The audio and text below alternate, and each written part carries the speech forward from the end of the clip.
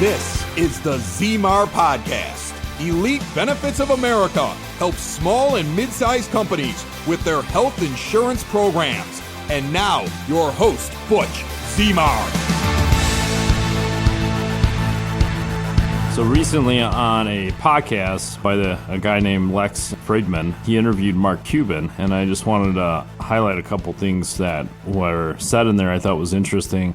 It was over a 2-hour podcast, and there was a lot of things I disagreed in there, but it was obviously interesting to hear other people's perspective, and one thing is definitely about healthcare. Mark actually talked about the biggest issue with the healthcare system is transparency. There's none of it, right? And so we talk about that here, and obviously he did there. There's all these hidden costs in health plans of all sizes, small, large, it doesn't matter. Most employers never really challenged it, or they try to, and the broker defends it. There's all these excuses along the way. He's obviously a larger company. Some of the podcast listeners here are probably comparable in size, but he breaks down the cost in some ways on this podcast. Just to highlight some of them, he talks about administrative fees. There's double dipping going on, especially if the pharmacy benefit manager, or PBM, also is owned by the insurance company, which may also be owned by the administrator.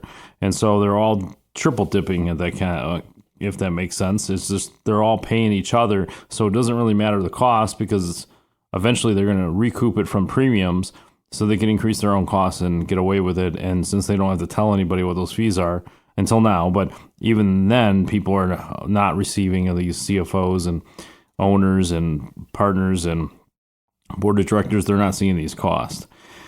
Another big one that was highlighted was rebates from the drug companies going back to health plans. It creates incentive inside of the actual network. They're not even going to the policyholder. In fact, in some cases, they're actually going to the broker. I know we've been approached saying, hey, if you use us, we'll give you the kickbacks. And they're spouting out numbers. And it's kind of crazy. Sure, there's another stream of income, but at what cost, right? Why is the policyholder going to pay more money so I can make more money? So the more money they spend, the more money I make. It seems somewhat of a conflict of interest, especially when you have rising costs of prescription drugs.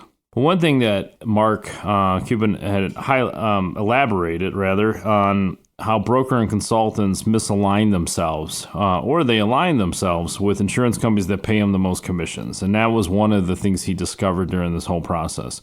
And I would say that happens a ton. Not everybody. There's going to be brokers out there that are transparent. Some are very transparent, and then other ones that hide everything, and they don't disclose what they're supposed to and barely get by with compliance. But even the tone of his voice when he's saying that just rang true of how brokers really love to hide their commissions. And in some cases, before the Affordable Care Act, we were grossly overpaid for services. In some cases, I know we were getting paid. Myself, even inside the agency, we were paid from accounts that we had to call and cause problems to justify our income. And because the HR manager took care of everything, the CFO managed what they needed to do. So there was not a whole lot that was needed from us. So we were trying to figure out how to create issues so that we can solve them and justify our income. But since the Affordable Care Act was passed, most of them are just a flat fee now. And even in larger groups, they went to flat fee versus percentage of premium. And I guess in reality is if your premiums go up by 10%, traditionally, brokers' income also went up by 10%. So these old school insurance brokers out there kept getting increases, whether they worked or they didn't work, because the premiums kept going up. So that's changed with the Affordable Care Act for the good, the bad, the ugly. But large groups, they may still pack in some fees. They try to hide them, but they may add more to it than what could be done on small and mid-sized companies. The Consolidated Appropriations Act, or CAA, requires commission disclosures, which I think the rubber meets the road, right? So in most of these groups that we work with, even under 100 employees, we're grossly underpaid for the services we provide. And you can't take them away because the employer leverages those, whether it's HR-related services, ben admin, payroll, whatever it might be.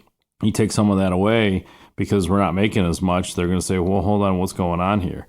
There will be a model we're going to have to start charging more for those services instead of giving it for free. But right now, well, it's there, but we're grossly underpaid, and that will change in time. Mark Cuban went on and talked about the pharmacy drug plans. Obviously, he has a company that sells prescription drugs now. But he talked about the huge margins they have. They hide the margins too. He compared a couple of them on the podcast and through the recording. And he talked about how drug PBMs, or pharmacy benefit manufacturers, or managers rather, control what drugs you could take and can't take. And I'm going to give you an example. I don't remember the exact numbers from the podcast, but just to give you an example, he mentioned about one of the drugs is about $4,000 a month, but it gets reduced to $1,800 on the health plan. But you could also get another drug in a different name that works the same for $600, give or take. But they prevent you from they don't allow you to take the $600 drug. You're forced to take the $1,800 because there's a margin on there. And it's criminal, but they get away with this. It's the same thing when you go to the pharmacy level, where the cash price is less than the negotiated price within insurance, or even your copay. Your cash price might be $5, but your copay for that tier could be $12. And that happens all the time. And for this reason, there's a recent lawsuit filed against Johnson & Johnson by an employee of theirs, naming the company and employees of that firm, saying that there was an oversight and they didn't do their due diligence, their fiduciary responsibility to check to make sure that the prescription drugs are available at the most reasonable price for the policyholder. We'll see how it goes. It'll be interesting. The whole world in this industry is watching it. This is happening on a regular basis, and most employers are not even aware this is even going on. They need to roll up their sleeves and get some skin in the game and get resolved, especially because you're going to be held responsible.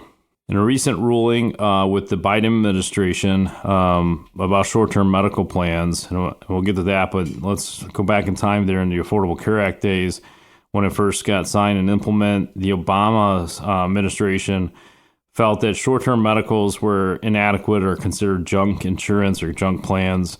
And these are coming from people that never purchased a short-term medical or even know how to leverage it. But he came back, and this is President Obama came back and said that you cannot have it more than 3 months. So that was the rule. When Trump came in office, his administration came back and said, no. The feds should not be ruling on this. This should be a state regulation, not a federal regulation. So most states went to 12-month plans, and a lot of them went to guarantee renewable, regardless of any new health conditions, up to 3 years. And so this was a alternative to the Affordable Care Act plans, and in most cases actually works out just as good, or if not better, and it's more affordable. And so some people are like, how do I get my hands on those? I don't want to pay for all this extra stuff, right? And so I'm not going to pay for maternity, and I don't need prescriptions necessarily. I just get generics anyways. And so, but the states went back to this, except for some states that fought this, right? In the state of Illinois, for example, they went to 6 months to protect the Affordable Care Act, the legacy, right? So they want more people going to the Affordable Care Act plans because these other plans they consider junk. And they're not insurance experts when they say that. It's just the perception of how they work and how they're managed. And so they are a tool to bridge a gap, and that's all they really are. They're not there to replace something else that you might be comparing it to, or even them, because it may not be your situation. So now the Biden administration feels that it's a federal issue, not a state issue. So now they recently had signed into law that it has to be reduced to 3 months starting in September 2024. And you cannot hop from plan to plan. So even though it was reduced to 6 months, and like in the state of Illinois, you could switch to another insurance company. As long as your health was fair, you should be able to get another policy. It won't cover any pre-existing conditions on there, though. And so a lot of people felt that it was worth the risk to switch plans every 6 months, especially for the reduced cost. But now you can't do that. And so they limited it to 3 months, and you cannot hop to another plan. Once you use one, it's done. And so this is a bad plan. It's puts people in a real jam. First off, some people don't even know the rules. So they go out and they take a policy, and then they're left without coverage when it ends until the next open enrollment. This is extremely bad news to go uninsured. outside of their control. They made an honest effort, and now they're stuck. Sometimes the gap is too far, right? So they lose coverage for whatever reason. They don't want the Affordable Care Act plan. They can't afford it. Whatever it might be, the short-term plan isn't long enough to get them to the next open enrollment. And I always say the situation's the boss. The situation could be transitioning to Medicare, right? You got a few months or longer to get to Medicare. So we have cases where there's 4 or 5 months, and the most you can get is 3. Sure, and now you're going to pay extra costs because the government told you that these were junk plans and they're not worth taking, whereas a lot of people could have made the educated decision to take those plans to bridge that gap. Other reasons that we would take this is in between jobs, or maybe eligibility at work, there's a delay or whatever the case might be. It could be affordability because the government can't tell you what you can or can't afford. They just can't, but they're trying to. In some states, they're trying to ban these plans altogether. Illinois definitely being one of them. So let's talk a little bit about patient advocacy, right? So this week that I'm recording the podcast, I had an association related to my industry. They support and the broker community and all things benefits and health insurance, and they got a seat in Washington. So we had a local speaker come in, and he talked about his story, about what led to him advocating for patient advocacy in the workplace. And then to give you a summary, I'm actually going to see if we can come on the podcast. He had an interesting story. He's got obviously a lot of reasons that people should have it. I'm going to go through some of that here. They kind of paint a picture for you. So his story, though, starts in an ER with a headache. This is 20 years ago. A lot of staff just dismissed it. They did some lab work, and the results came back during a shift change, and no one looked at the chart. In fact, no one looked at the chart until he had a seizure. He's seasoned, and he's got all these doctors around. They finally figure out what was wrong, and if they actually paid attention hours before that if they looked at the chart, they would have noticed some things that I guess that was a bacterial infection that only needed an antibiotic. So that bacterial infection led to something else, and I forget the name he had said, and put him in a coma for 30 days. And at the end of the 30 days, he was forced to have his limbs amputated because of whatever the health condition was. And so 20 years now, he's been with prosthetics and whatnot. And so, but all because people ignored the headache to say that it was something else and didn't look at the lab work. And here we are, right? And so he lives to tell the story. So, and all this combating and figuring out how the health system works and what is good, what is bad, because he said when this all went down, they put him in a room and said, "You're really lucky, you made it," right? Like they made it look like it was a good story versus a bad story, right? But instead they screwed up. So most patients need help navigating the system. We get those phone calls. That's why we're here, but we don't get paid for any of that. In fact, he had mentioned that, you call an attorney because you think it's a malpractice issue, and a lot of times it's just complaints, and they don't know what to do next. Part of it is because they don't take the time to learn of it, and I talk about this all the time. You spend $30,000 on a car, you know every button that's being pushed on that car. You spend $30,000 on healthcare, and you do this foolish shrug of your shoulders like a drunk that has an empty bottle, just like, I don't know, right? And so the problem is people don't invest the time, but they need help with it at the same time. So like I said, I hope they have him on a show and he'll tell a little bit more of the story. But as a note, especially after this, and I have to go back and start, promoting patient advocacy programs in the workplace, and employers that are listening to this really need to probably hone in on this and ask their current broker or call our office. They're available all over the place, including this guy. He's from Chicago. We can definitely bring this guy in.